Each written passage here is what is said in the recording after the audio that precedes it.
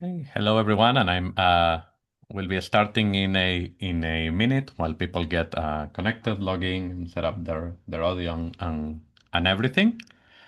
While people start joining, just a reminder that we'll have live interpretation into Spanish and Portuguese. You can click on the world icon in your meeting controls and select the language that you would like to hear. If you want to hear the original in English, just keep it as is. Un recordatorio que tenemos interpretación a español y portugués. Pueden hacer clic en el mundo para seleccionar el idioma que desean escuchar. So, as people start to join, we'll get started with the introduction. Welcome to today's webinar sponsored by the Drexel Research Center on Extreme Weather Events and Urban Health, CCUH, and the Salurbal Climate Project. Today we have the honor of welcoming Dr. Jonathan Patz, who is the Vilas Distinguished Achievement Professor and John P. Holton Endowed Chair of Health and the Environment at the University of Wisconsin-Madison. Professor Patz is an elected member of the U.S. National Academy of Medicine and served as health co-chair for the first U.S. National Climate Assessment. He also served for 15 years as one of the lead authors of the United Nations Intergovernmental Panel on Climate Change, IPCC, which I'm sure you all know. Dr. Patz currently directs an NIH-sponsored Center for Health, Energy, and Environmental Research, CHEER, which was actually funded in the same call that CCUH was funded in. And he's also chairs the University of Wisconsin-Madison Climate Solutions for Health Lab. Again, as a reminder, we have interpretation to Spanish and Portuguese. Click on the world icon in your meeting controls and select the language you would like to hear. And also at the end, we'll be moderating a Q&A section. Please type any questions that you may have in the Q&A section of Zoom, and we'll be reading them aloud. You can type them in any of our languages, English, Spanish, or Portuguese, and I'll be translating them if needed. And just also as a reminder, we have several more webinars planned for at least the next few months. You can find them here on the screen, mostly focused on climate change and communications, and they are organized by the Salurbal Climate Project. So December 11th, we'll have Peja Stojic. January 15th, we'll have Paula Diaz-Levy, and February 19th, we'll have Tom Hipper. So please register for those webinars if you're interested in attending. And we want to thank Dr. Jonathan Patz for his talk today. So please, Jonathan, the floor is yours. Well, thank you. Thank you very much. I'm honored to give this presentation. So I'm going to share my slides and then get going here.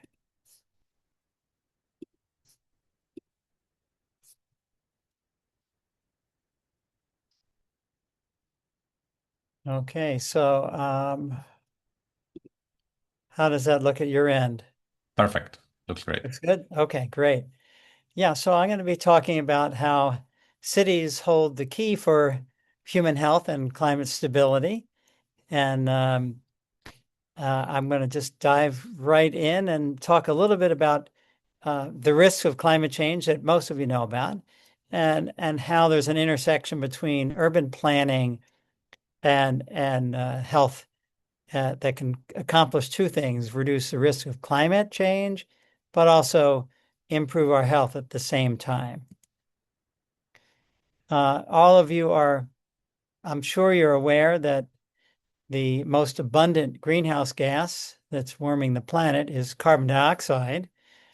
And you can see the measurements have been increasing over time, really increasing continuously. This is from last year. We're now up at 423 parts per million.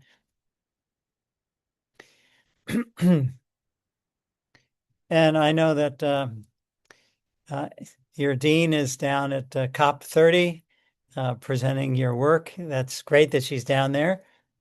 This is an article I saw this week about COP30, that we are falling behind. You know, the pledge for meeting the Paris Agreement, we wanted to stay below 1.5 degrees centigrade warming, so we wouldn't have destruction of ecosystems and crop failures and all sorts of dangerous outcomes from climate, but we are far away from meeting the 1.5 degree target. There have been some policies and actions and more, and pledges, but we have a gap. We need much more pledges. We only have a little bit of policy implementation at this time, so there's a big gap where we really need to have more solid commitments in implementing these targets to reduce greenhouse gas emissions. The nationally determined commitments, NDCs, every country from the Paris Agreement is required to set their targets. So this is where we are right now. And unfortunately, we are no longer looking at climate change in the future. Climate change is here. Last year, we saw record-breaking temperatures. This is Phoenix, Arizona, 100 straight days with temperatures over 100 degrees. That was a record. According to the World Meteorological Organization, last year was the hottest temperature on record since the pre-industrial age. So this is not good. The problem, which many of you already should know about, that climate change has these physical attributes: rising temperature, sea level rise from thermal expansion of salt water, hydrologic extremes, more droughts, floods, and fires. And that will affect our health through multiple pathways. You can see from direct heat waves, and especially in cities, the urban heat island effect, air pollution, air allergens, infectious diseases, food and water supply, forced migration, mental health issues, and violence. So we know that there are many pathways that climate change affects our health. On the right column, these are different health outcomes related to each of these pathways. So I'll give just a couple examples and then dive into the opportunities that cities hold for solving this problem.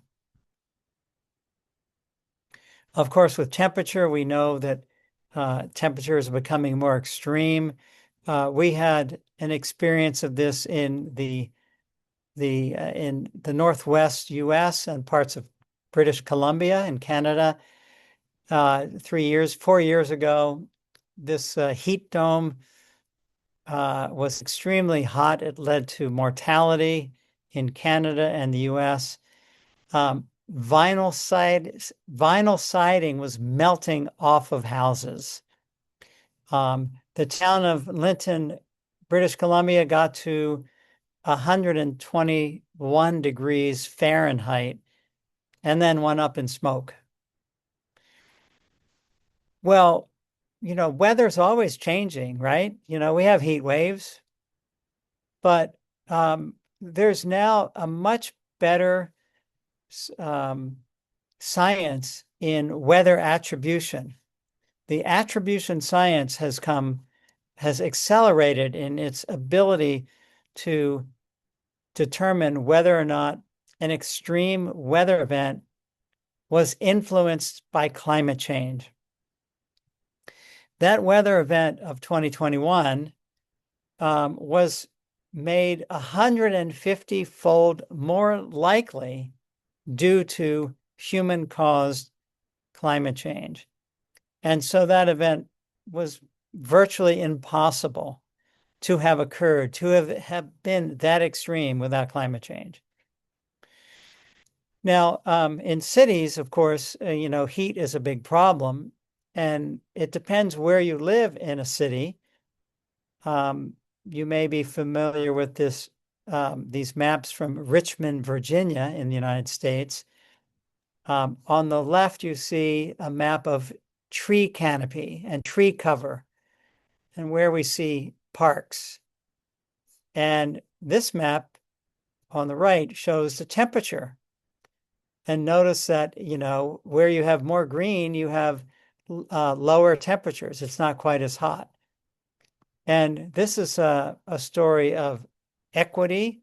In the United States, we had a program back in the 40s and 50s called redlining, which meant that if you were black in America, no matter how much money you had, you were not allowed to buy a house except in unfavorable neighborhoods and then those unfavorable red line neighborhoods over time had less and less investment, so no parks and things like that.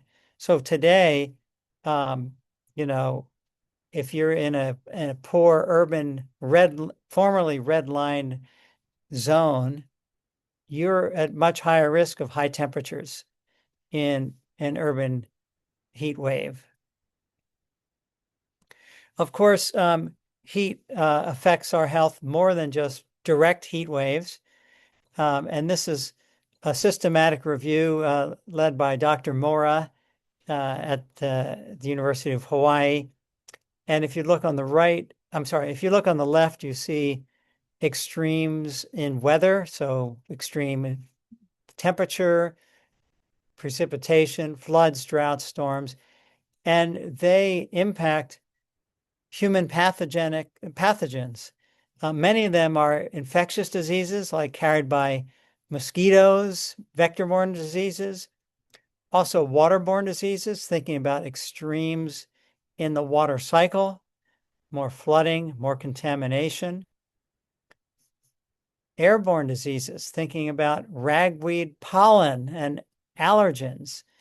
And of course, direct contact like poison ivy, foodborne disease. So not all infectious diseases, but many infectious diseases, waterborne, vector-borne diseases, and other pathways. How many pathways do you think we found in this systematic review? It's a lot, over 1,000 pathways where extreme weather events affect human pathogens. Looking at the vector-borne diseases, insects are especially sensitive to weather conditions. This mosquito is cold-blooded. Unlike us, we're warm-blooded. Our body temperature is relatively the same, give or take a fever. But a mosquito is cold-blooded. So whatever the air temperature is around that mosquito, that's her body temperature. And this mosquito, Aedes aegypti, carries yellow fever, dengue fever, and Zika virus. And in the winter of 2015 into January of 2016, the weather conditions throughout Latin America were very extreme. We had one of the strongest El Niños in recent history. And you can see the temperatures across Latin America, especially Brazil and Colombia, were really warm. In fact, they were higher than 2 standard deviations above a constructed average temperature. And Zika erupted that year, dengue fever as well. But Zika virus in the laboratory is found to be even more sensitive to warmer temperatures than dengue fever, even though it's the same virus family and carried by the same mosquito. The other aspect with climate change is, of course, more intense storms. This is looking at the hurricane strength and sea surface temperature. Notice that the blue line, which is the power dissipation index, or the strength of hurricanes, is directly related to the temperature of the surface of the ocean waters. And when we had the big storm that wiped out cities and towns in North Carolina, that was preceded by extremely warm temperatures in the Gulf of Mexico. And just a couple of months ago, the Hurricane Melissa that hit Jamaica with winds of 185 miles per hour, never seen before in Jamaica. The temperature was really hot, and according to the weather attribution studies, those temperatures were made 800 times more likely because of climate change, human-caused climate change. Of course, remember, it's not just temperatures and storms, it's about precipitation, more frequent and more extreme flooding. And this is what we're going to see. This is what we do see after flood events, terrible cleanup and mold in basements. And like the urban heat wave story with formerly red-lined neighborhoods, the same story here. Racist past, flooded future. Those formerly red-lined neighborhoods are going to see more risk of this. So again, another equity problem. And if you're in a city and you're in low-lying floodplain and a low-lying area in an undesirable neighborhood, this is what you're going to see as far as a risk. And because you're in Philadelphia, well, Drexel is in Philadelphia. Of course, 2 years ago, you experienced the Canadian wildfire smoke from Quebec that came down. That was made twice as likely of happening because of human-caused climate change. Philadelphia and New York saw some of the worst air pollution in the world during that time in June. And you were up into the very unhealthy range. So there's a lot at risk with climate change, and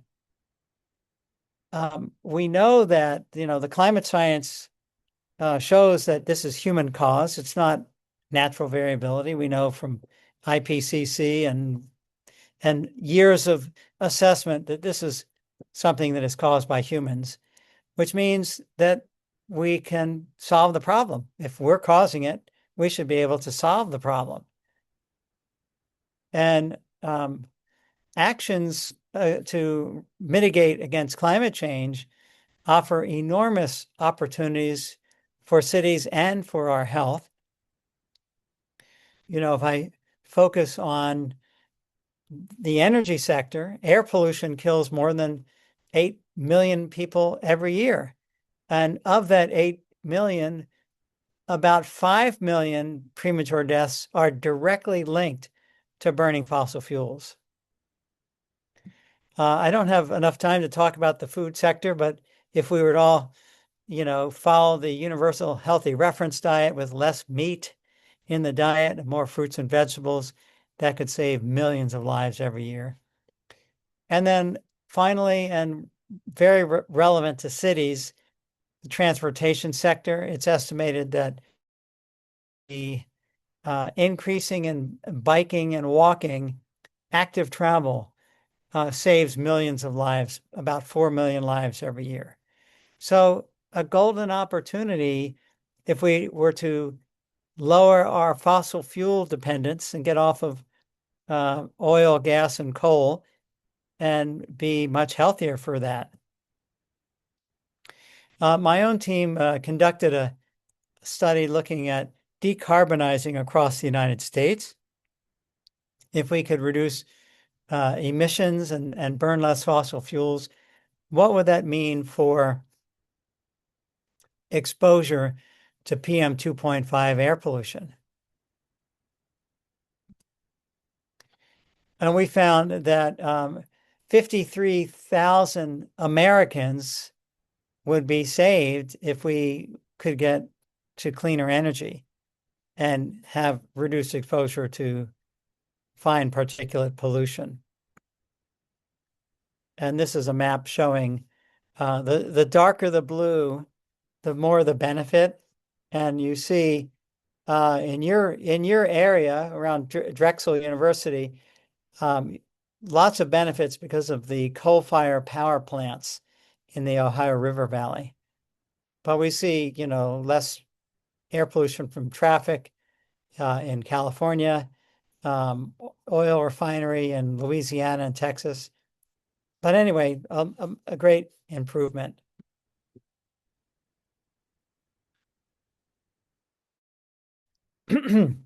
But there has been the argument that to have cleaner energy, it might cost too much money. And fossil fuel industry has pushed back and say, no, we can't afford that, and we need to stay with fossil fuels. Well, guess what? That argument ended in 2019. And right now, if you look at the price of solar panels, of photovoltaic solar energy, it's dropped 10,000 fold in the last 67 years. It's dropped 90%. The price of solar has dropped 90% in just the last couple of decades. So, and this is looking into the future.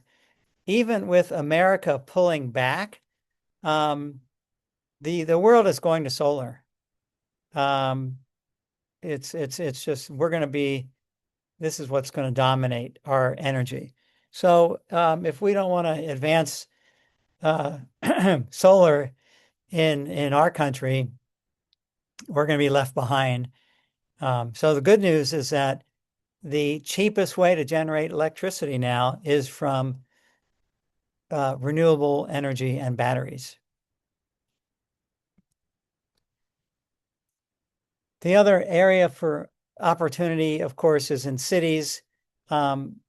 Everyone on this call knows all about smart growth that protects and improves the quality of life for citizens. It permits and promotes healthy behavior. It eliminates hazards like air pollution and motor vehicle unintended fatalities and injury, and protects and restores natural environments that actually are useful for reducing urban heat island effect and promoting mental health.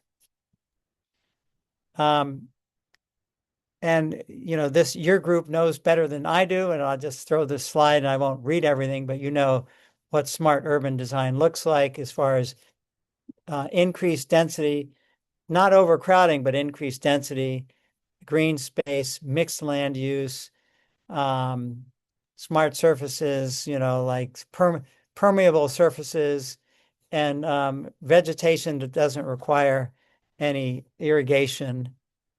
And the health benefits are many: physical activity, cleaner air, reduce unintended fatality and injuries, improve mental health.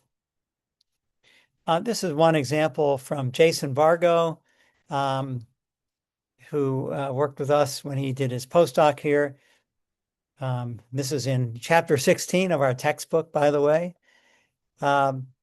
And you can see, tree planting, which shades the sidewalk, green buildings, protection of bikers and walkers, maybe have parked cars between traffic and where people are walking,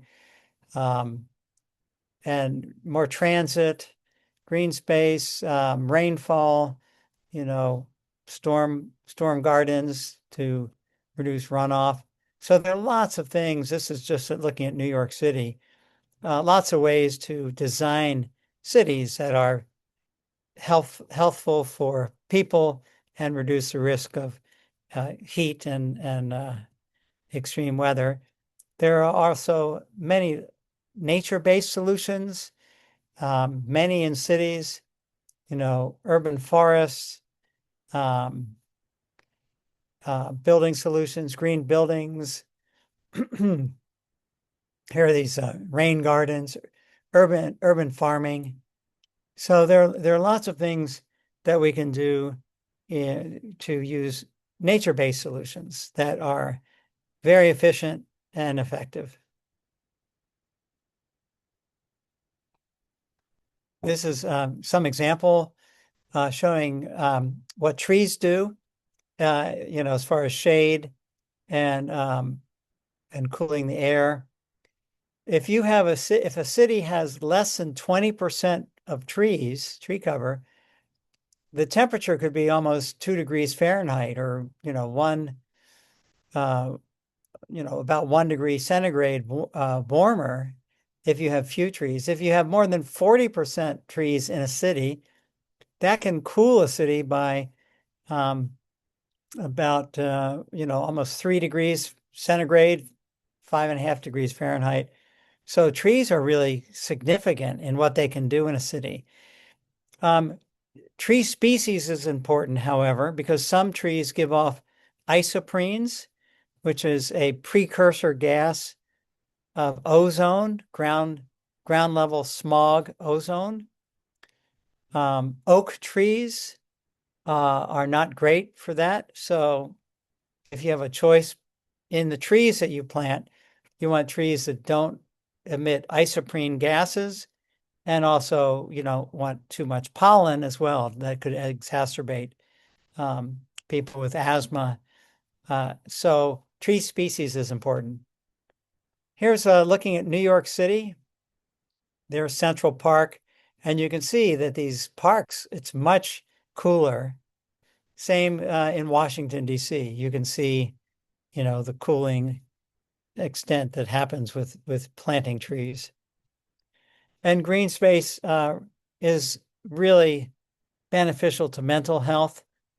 This is a study from the city of Milwaukee in Wisconsin showing reductions in depression, stress, and anxiety due to green space. And there's also more neighborhood social cohesion, reduction in crime and violence. So green space has a huge benefit.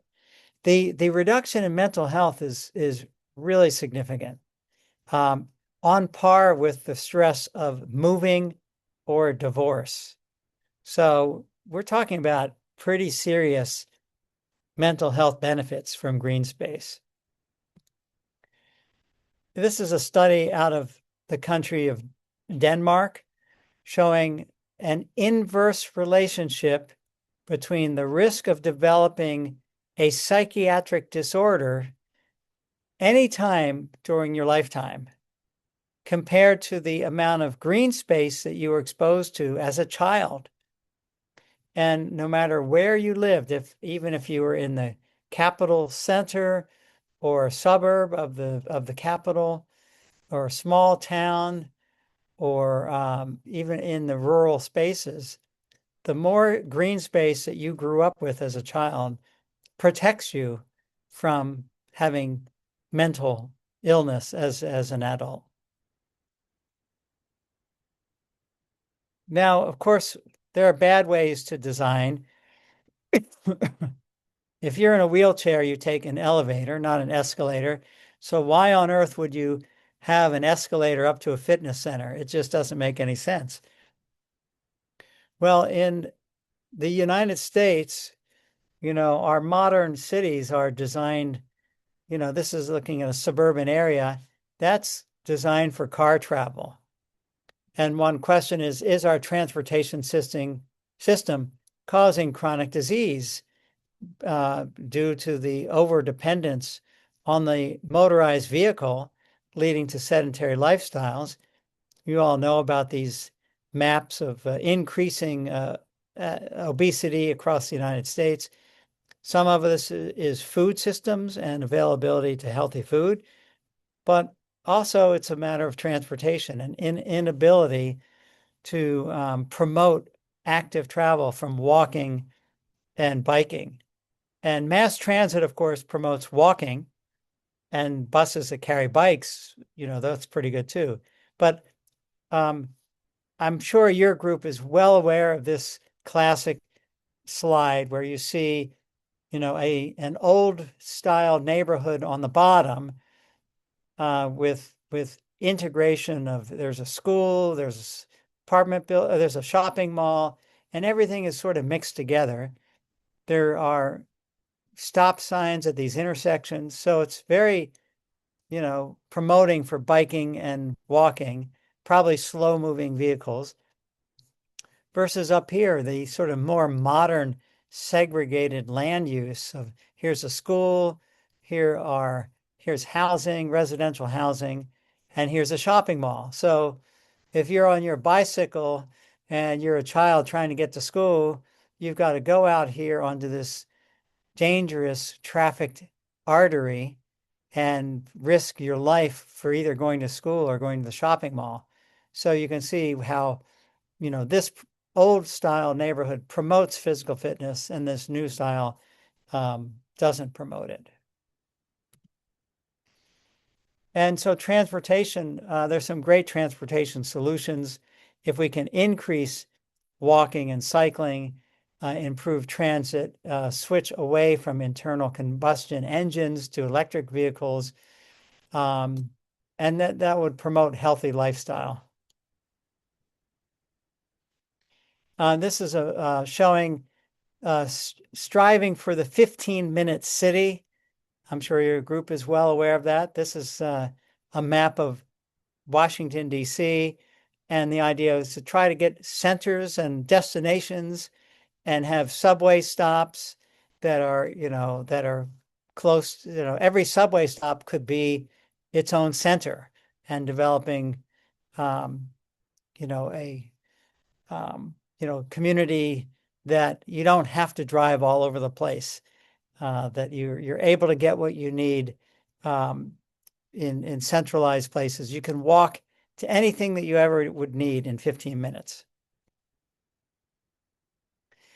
So in the transportation sector, we are seeing around the world adoption of electric vehicles. This is a map. This is from our world in data that shows electric cars, that includes electric hybrid cars from 2010 to 2024. Notice China is just taking off tremendously.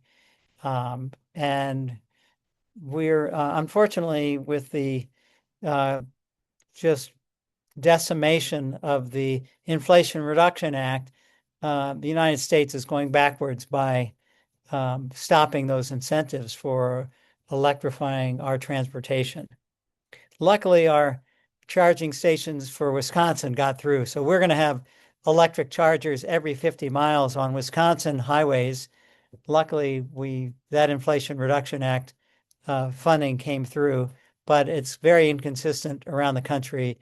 And the incentives for buying an electric car in the United States will end at the end of December.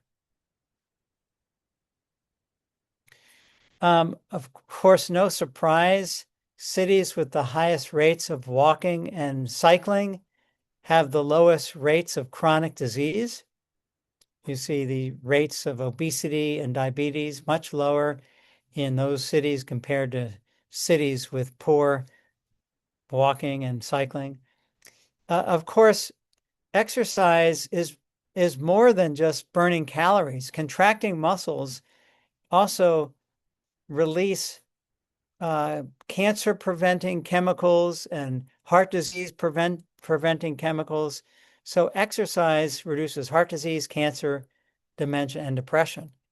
So we know how important exercise is. So, this is an opportunity for cities to step forward and make cities more healthy. My city of Wisconsin, we have a pretty good bicycle commuting. It's 6 times more than the national average, which is only 1%. And if the United States adopted our bikeability for commuting, that would save 20,000 lives every year. If we were like Amsterdam, Holland, that would save 70,000 lives a year. So it begs the question, isn't it time that we design cities for people instead of cars? And well in front of, even a bigger impact than electric cars right now is electric bikes. And the millions of e-bikes that people are using are drastically cutting the demand for oil. So this is having really a big impact. And of course, for urban design, you see those children on the back of that bike. We have to make urban design so that being on a bike is also safe. as well as good for exercise. So you're a group that focuses on Latin America. You all are well aware of Mayor Peñalosa from Bogota, who when forced to improve traffic and they said you should add another lane to the highway, he said, no, let's take that lane away and make for bus rapid transit.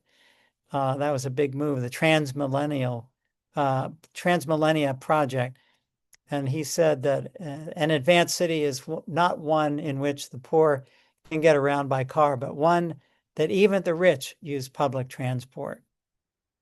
So, your grant and your project, you're right at the cutting edge with the cities in Latin America that have been working in this way, Curitiba, Brazil, and other ones as well. But in the United States of America, we are now experiencing some headwinds with the new administration. This solar project in the Nevada desert was planned to be one of the biggest in the world, and that has been scrapped by the administration. There's resistance against wind energy. There's a lot of disinformation about wind energy, looking at noise, flicker, a shadow flicker, and electromagnetic radiation. All of the studies are negative. There are not those health impacts of wind. There are setbacks where you're not allowed to build housing within, I think it's about, I can't remember, like 600 feet. So anyway, wind is also, we're cutting projects from wind. And our administration is asking coal-fired power plants that we're going to shut down this year to continue operating for another 2 to 3 years longer, which will be exposing people downwind. The Oak Creek plant upwind from Milwaukee, Wisconsin, must stay running for another 2 years. That's a problem. So I think it's going to be America last in modern energy development. And there are going to be costs, human costs in health and jobs. There are enormous number of jobs in renewable energy. My center, the Climate Solutions for Health Lab, we are going to be looking at and analyzing these negative health effects of going backwards and reversing the energy transition. So we're going to be quantifying how much damage that will be when we go backwards and don't promote fossil fuel. We keep going with fossil fuels and don't promote renewable energy. So I wanted to save time for questions. So I just will conclude and say that right now we have a golden opportunity, an opportunity of our lifetime to design our cities to be far less dependent on fossil fuels. And I hope from my presentation that you can see that by doing that at the same time, we're going to vastly improve our health. And with that, I thank you and open up for questions. I'll stop sharing my screen. Great, thank you. Thank you so much. So as a reminder to everyone, please type your questions in the Q&A section of the chat and I'll be, or on the chat and I'll be asking them. So we have already a couple questions here. Let's get the first one. Samuel Osori is asking about the source for the solar graphs, and I'm wondering if you could tell us a little bit more about what the implications of that are for cheap energy in the future, especially in the context of the US kind of pulling back a little bit from, not a little bit, but a lot from all of that. Well, the expert here is Greg Nemeth, and he shows that around the world, energy will dominate. Um, that energy is dominating. Solar energy will dominate around the world, with or without what the United States does. Thank you. And then we have Laura Kissel is asking, are we seeing any successes of the 15-minute city concept in the US, or at least progress towards them in urban planning in US cities? Yeah, well, there are many you saw that Washington, D.C. is doing that. And so wherever you've got good mass transit, Chicago and San Francisco, Seattle, there are lots of cities where you have good mass transit, you generally have improvements in those. Yep. Thank you. And as a follow-up to that is, do you know of any Latin American city implementing the 15-minute city by any chance? I would defer to you guys as the experts Yeah, on that. we'll look into that definitely. Okay, a couple more questions we are getting here. What do you think are some of the low-hanging fruits or things cities can do in the short term that have the biggest impact for protecting health? Well, certainly, we need to have good early warning and response, early warning about heat waves, wildfire smoke, and you know, fortifying our water systems. We're going to be seeing more heavy rainfall amounts, and so we need to make sure that we are designing our drinking water systems so that we can withstand the increased intensity of rainfall. So those are some obvious things. Yeah. Certainly, to promote green infrastructure, and the more green space you have, that's going to reduce urban heat island. Impervious surfaces, want to reduce that. So there's a lot in building codes and of course with buildings that are not overly reliant on air conditioning. So there's building design that can be much more resistant to heating, the heat demand, the cooling demand that's going to happen. We did a study, by the way, that showed that if air conditioning is totally relied upon for cooling, that if the electricity that is powering air conditioners is still from coal, that's going to be a trade-off because that's going to cause more air pollution. So we want to make sure that if we have more electricity demand for cooling, that electricity is clean sourced. Thank you. Have another question that says, this administration is really focused on reducing chronic illness. How can we better communicate how green cities can actually do this? Well, I think that certainly the chronic disease, it's about diet and it's about exercise. And in a city, that if you can promote multiple ways of transportation, it's equitable, and it's also going to be healthier, and especially for chronic disease. Sedentary lifestyle is very problematic. We all can go to the gym, but can we all afford going to a gym in both the money and the time? So the more we can design our cities that promote physical fitness and active travel safely, safe active travel, that's going to be really important for reducing the risk of chronic disease. I will joke that I come to my office mostly so that I can get 30 minutes of biking every day. So yes, active transport is definitely very important. Hmm. We have a question from Josiah Kephart. Thank you for pointing out how transitioning away from fossil fuels will have such large health impacts through reductions in air pollution. Do you have any thoughts on how to incorporate that into the climate health conversation, which seems to be focused mostly on heat and disasters? Um, so there are a couple things with air pollution. One is, burning fossil fuels creates air pollution as well as greenhouse gas emissions. So, you know, if you're looking, even if you ignore climate change and just forget about climate change, um, there's no reason to not shift policies to reduce air pollution.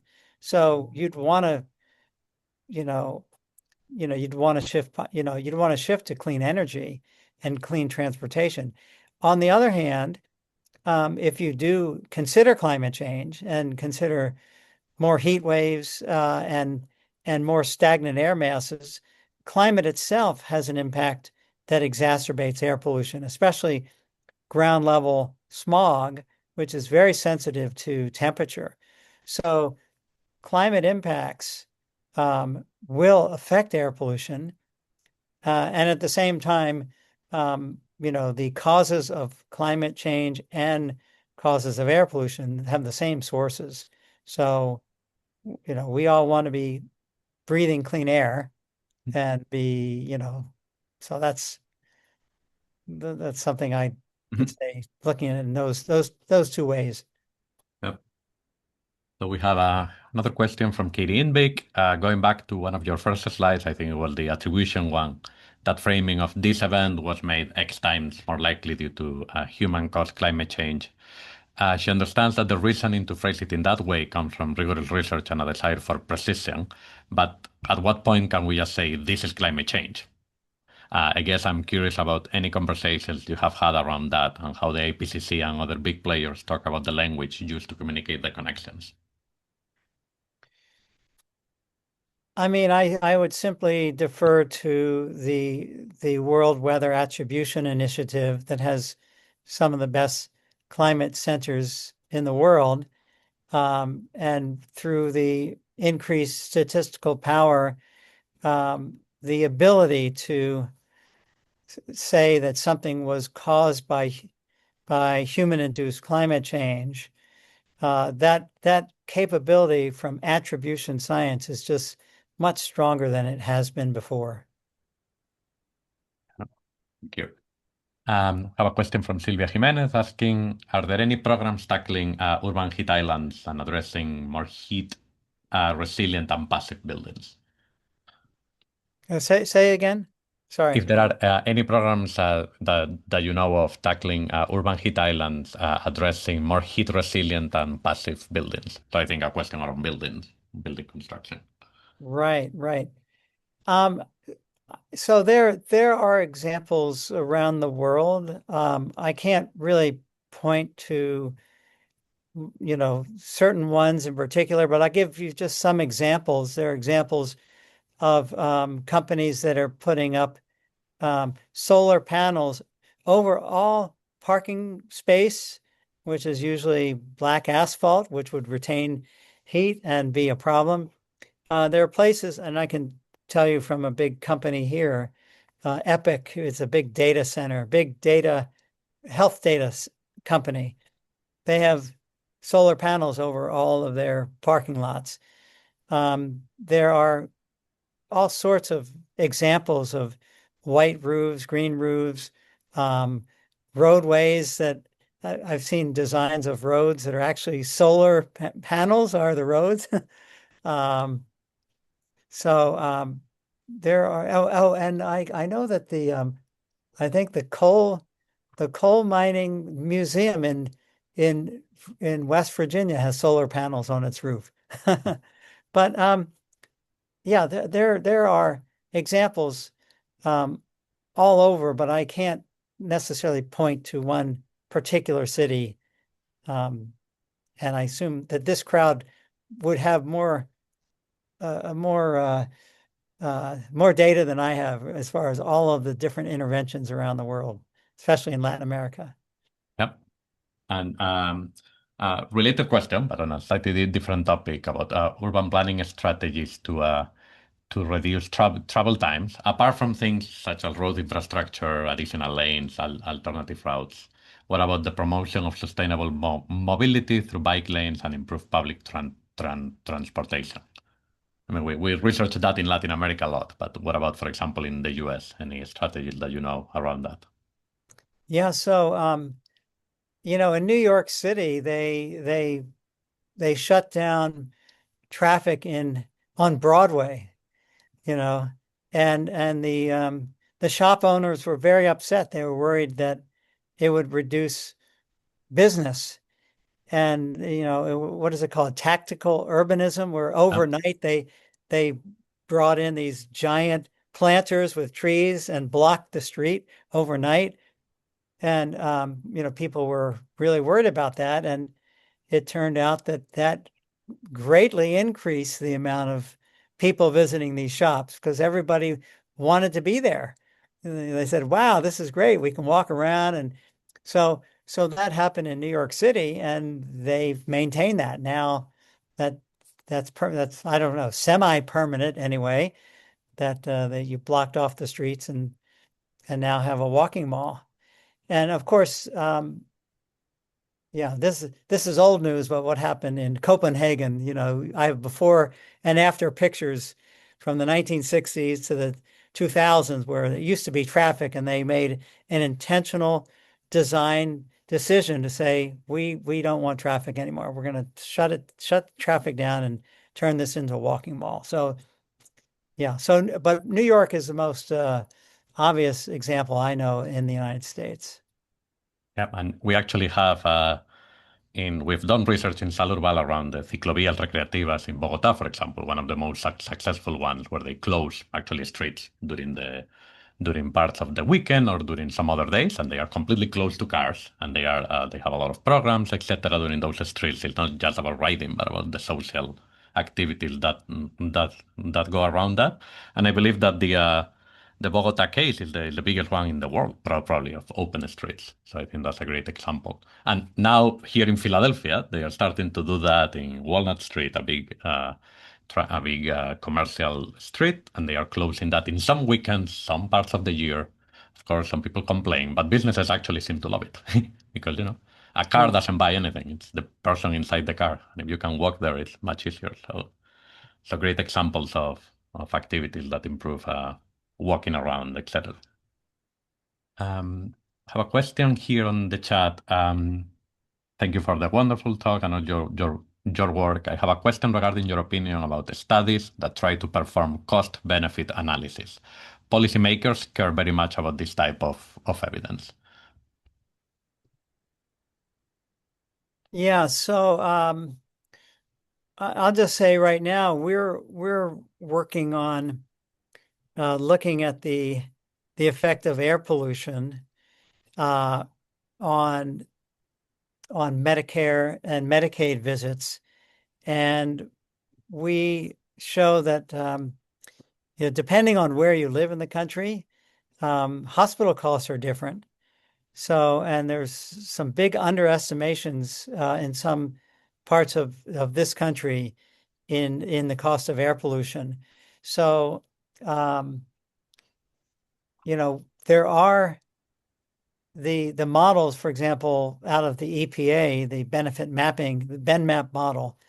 Um, it has outcome data, and there are dollars that are tied to that. So, depending on how I'm not an economist, but some of these are willingness to pay and value of a statistical value of a life and things like that. So there are definitely cost estimates that are attached to health outcomes. So just one example, that study that I showed where if we were to decarbonize across the United States, it would save 53,000 lives.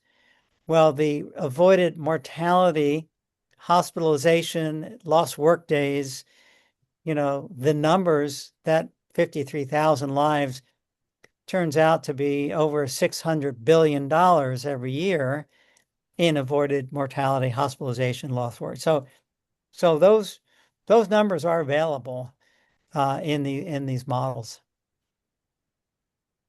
Thank you.